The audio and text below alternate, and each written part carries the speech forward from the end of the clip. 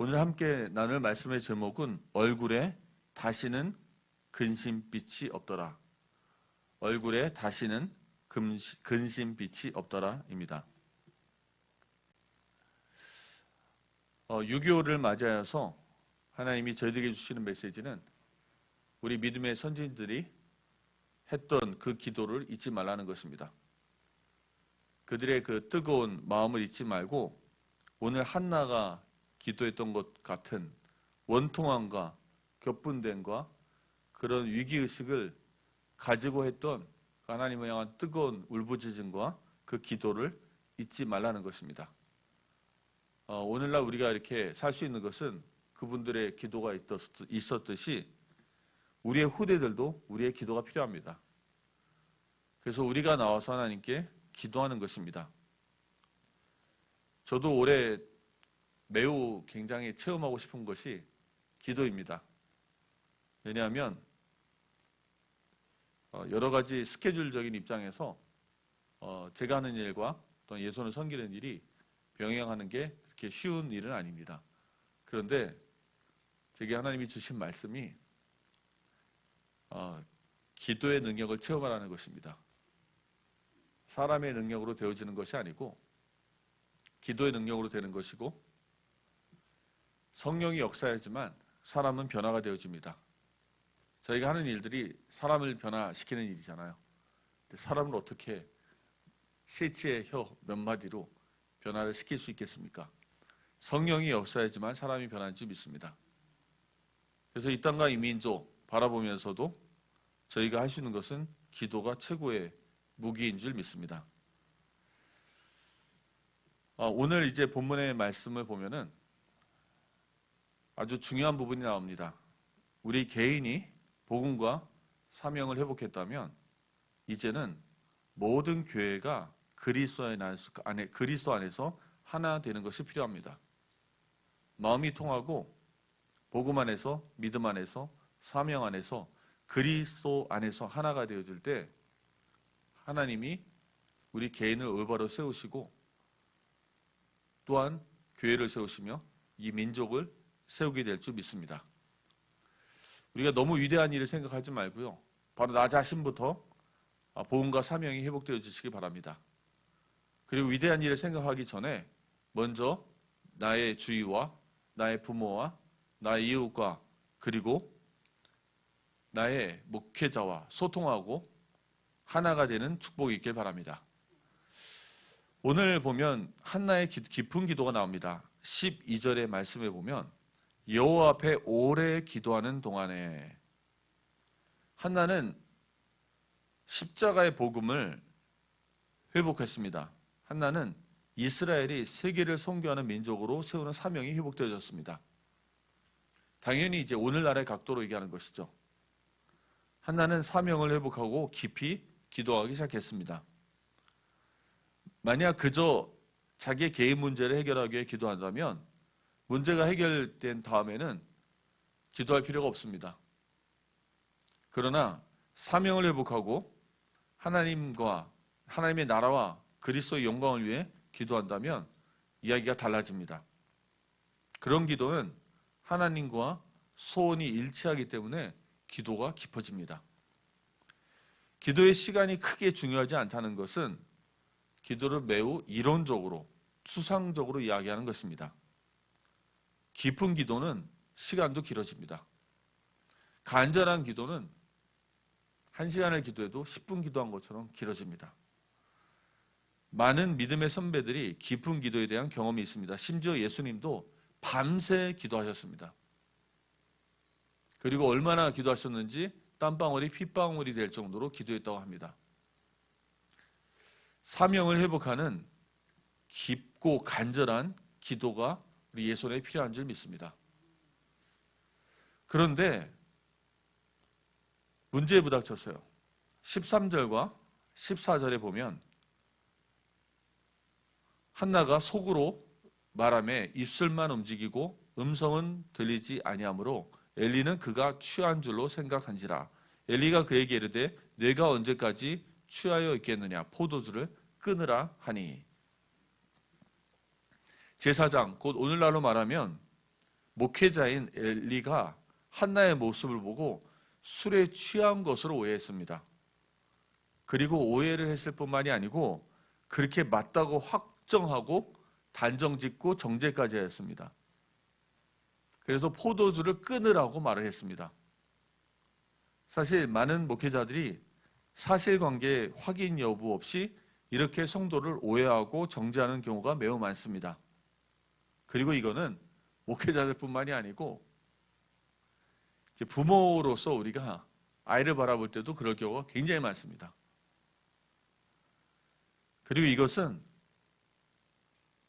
부모뿐만이 아니고 인간관계에서 일어나는 굉장히 범하기 쉬운 그러한 잘못이기도 합니다. 그것은 바로 우리가 죄로 오염된 부패된 본성에서 나오는 것입니다. 한마디로 말하면 너무 교만하죠. 함부로 판단합니다. 그리고 함부로 정죄합니다. 한마디로 그 이유와 사정에 대해서 알려고 하지는 않습니다. 자신의 판단이 올바르고 맞다고 확신하고 있습니다. 이것은 매우 교만한 행동입니다.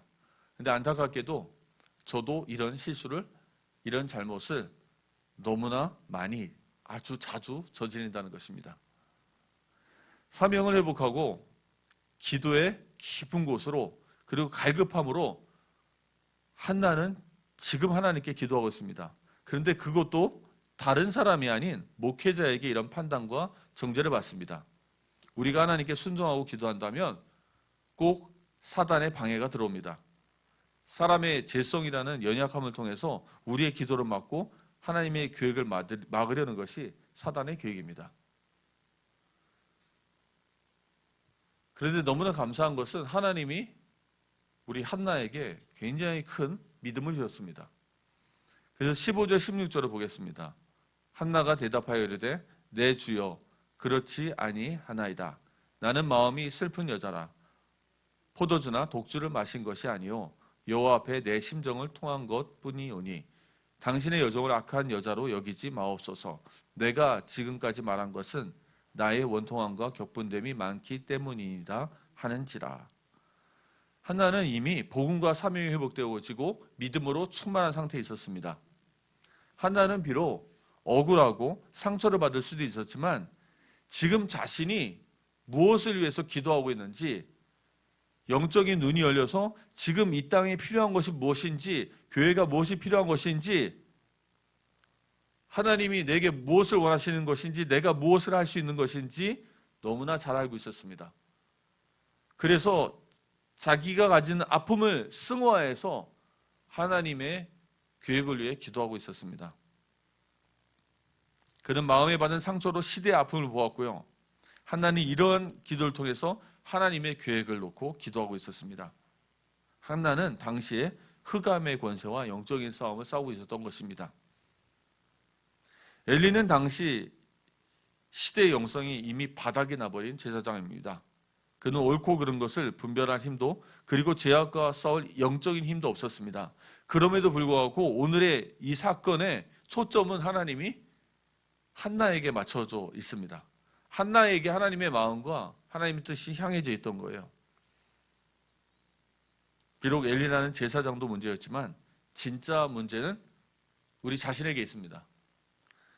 우리가 한나처럼 복음과 사명을 회복하고 하나님이 내게 원하시는, 내가 감당할 사명에 죽도록 충성하고 이를 위해 기도하고 있다면 엘리 제사장을 비롯한 그 어떤 사람들의 오해와 판단도 문제가 되지 않습니다.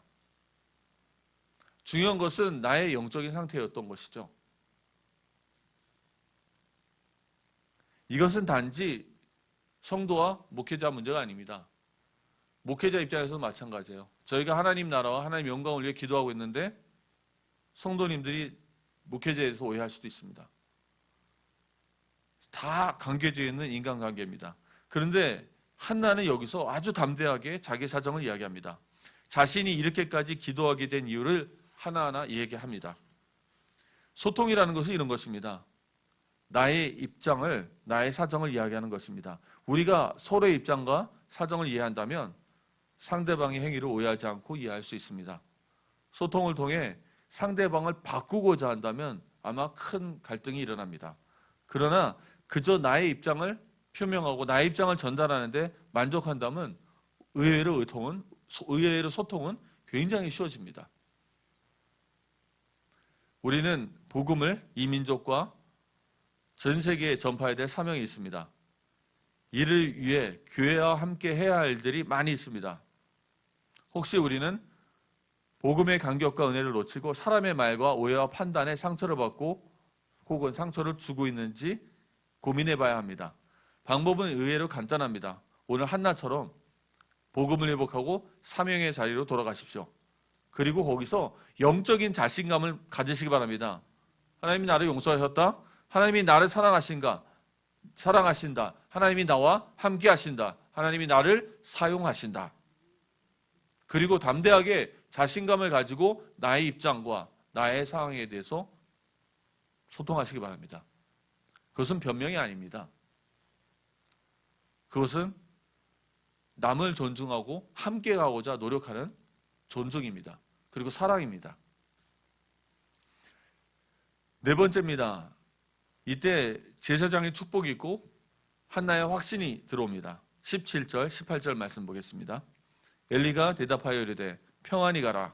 이스라엘의 하나님이 내가 기도하여 구한 것을 허락하시기를 원하노라 하니 이르되 당신의 여종이 당신께 은혜 입기를 원하나이다 하고 가서 먹고 얼굴에 다시는 근심빛이 없더라. 믿음을 가진 소통의 결과로 모두가 복음과 사명 안에 그리스도 안에서 하나가 되어집니다.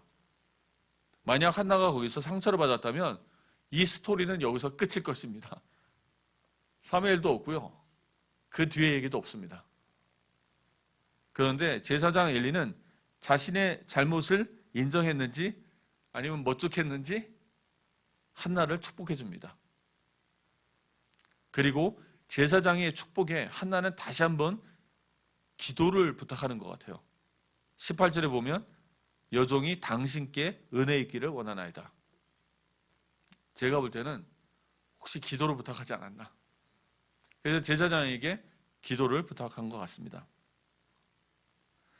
사랑하는 성도님들, 제사장의 기도, 목회자의 기도는 모든 성도들에게 굉장히 힘이 되고 축복이 됩니다. 하나님은 목회자들에게, 제사장들에게 성도를 축복할 의무를 부여하셨습니다. 이것은 단순히 권리와 권세가 아니고요, 의무입니다. 이것은 하나님이 성도를 위해 기도하고 축복하라는 명령이기도 합니다. 그래서 민수기 6장 22절에서 27절에 보면요, 여호와께서 모세에게 말씀하여 이르시되, 모세에게 이야기한 것입니다. 모세더러 누구한테 얘기하라며? 아론과 그의 아들들에게 하라는 얘기예요. 제사장들에게 하라는 얘기입니다. 아론과 그의 아들들에게 말하여 이르되 너희는 이스라엘 자손을 위하여 이렇게 축복하여 이르되 여호와는 내게 복을 주시고 너를 지키시기를 원하며 여호와는 그의 얼굴을 내게 비추사 은혜 베푸시기를 원하며 여호와는 그 얼굴을 내게로 향하여 드사 평강 주시기를 원하노라 할지니라 하라. 사랑하는 성도님들, 하나님 여호와 하나님은 당신께 복을 주고 당신을 지키기를 원하십니다. 사랑하는 성도님들, 여호와는 당신의 얼굴을 여러분들에게 비추시며 은혜 베풀기를 원하십니다. 여호와께서는 그 얼굴을 당신께 비추게 하시사 여러분들에게 평강을 주시기를 원하십니다. 그같이 내 이름으로 이스라엘 족속에게 축복할지니 내가 그들에게 복을 주리라. 하나님이 우리 예수의 모든 성도들에게 복을 주실 줄 믿습니다. 언약관계예요. 예수 그리스도의 피값으로 산 주의 모든 성도, 자신의 독생자의 피로 산 모든 성도들에게 은혜를 주시길 원하십니다. 한나는 복음과 사명 그리고 믿음과 확신이 가득해서 가서 먹고, 왜 마음이 안 좋으면 먹지도 않잖아요. 먹고 얼굴에 다시는 근심빛이 없더라. 사랑하는 성도님들, 이것이 바로 하나님이 교회에게 주시는 큰 축복입니다. 목회자, 교육자, 중직자, 모든 성도들이 그리스도 안에서, 언약 안에서, 믿음 안에서, 사명 안에서 하나가 되어지는 것입니다. 한나는 복음을 회복하고 사명을 붙잡았고 깊은 기도 속에서 하나님 앞에 나아갔습니다. 사람의 오해와 판단은 있었지만 그녀는 무너지지 않았습니다. 왜냐하면 하나님이 주신 사명과 약속이 분명했기 때문입니다. 그리고 하나님은 그 기도를 들으셨습니다. 평안히 가라, 내 기도를 하나님이 들으셨다. 평안히 가라, 내가 구한 것을 하나님이 허락하시기를 원하노라. 그 말씀 앞에 한나는 다시 일어섰고 그 얼굴에 다시는 근심빛이 없었더라고 성경은 말씀합니다. 사랑하는 우리 예손의 성도님들, 복음을 회복하시기 바랍니다. 그리고 자신만의 사명의 자리로 돌아가시기 바랍니다. 하나님이 함께 하시는 영적 자신감과 믿음을 가지고 자기의 입장과 상황에 대해서 다른 이들과 담대하게 소통하시기 바랍니다. 소통은 함께 가는 자를 배려하는 존중입니다. 사랑입니다. 함께 가기 위한 노력입니다. 그리고 이 속에서 서로 관용을 베푸시기 바랍니다. 결국 오해를 극복하고 모든 갈등을 이기고 모든 사람과 하나 되어 우리에게 주신 사명을 감당하게 될 줄 믿습니다. 하나님이 예손의 올해 더 큰 부흥과 새로운 도약의 축복을 주실 줄 믿습니다. 함께 기도하겠습니다.